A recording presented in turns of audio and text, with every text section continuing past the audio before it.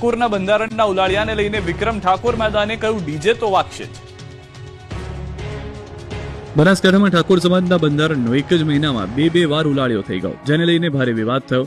DJ વાળાને લઈને ઠાકોર સમાજના ગાયકોમાં રોષ ફાટી નીકળ્યો। હવે બંધારણના વિરોધમાં ખુલીને મેદાન આવી ગયા છે। ત્યારે ગબ્બર ઠાકોર અને ઠાકોર સમાજના અગ્રણી નવગણજી ઠાકોરની એક ઓડિયો ક્લિપ પણ વાયરલ થઈ છે, જેમાં સમાજના બંધારણ તોડવાને લઈને થયેલા સજાના નિર્ણય પર સવાલ ઉઠાવ્યા। ગબ્બર ઠાકોરે કહ્યું કે માફી માંગનારાઓએ તેમને નીચું દેખાડવા માટે જ માફી માંગી છે અને એ વ્યક્તિ તો મારાથી ભણતો નથી, એને શું દેખાડવાની વાત કરી છે? એ વ્યક્તિ શું કામ માફી માંગે? કદાચ કોઈ ભૂલ હોય તો અમે જઈએ।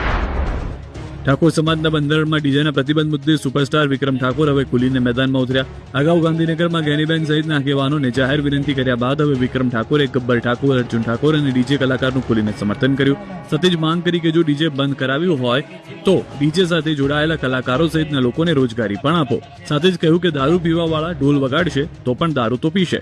એવું જરૂરી નહીં કોઈ ઢોલ વગાડતો તો દારૂ પીનારું પીવાનું જ છે, ઝઘડા કરનારો ઝઘડો કરવાનો છે। આ તરફ અર્જુન ઠાકોરે પણ વિક્રમ ઠાકોરનું સમર્થન કર્યું અને હુંકાર કર્યું કે વિક્રમભાઈ માટે માથું આપવાનું થશે તો પણ આપી દઈશ। તો આ મુદ્દે રાસ ગરબાના કલાકાર શીતલ ઠાકોરે પણ મેદાને આવ્યા અને કહ્યું કે ઠાકોર સમાજના બંધારણમાં રાસ ગરબા ન કરવા તેવો કોઈ ઉલ્લેખ નથી। ઠાકોર સમાજ દ્વારા માત્ર ડીજે પર પ્રતિબંધ મૂકવામાં આવ્યો છે। ઠાકોર સમાજનું બંધારણ અમે તોડ્યું નથી તેવો દાવો કર્યો।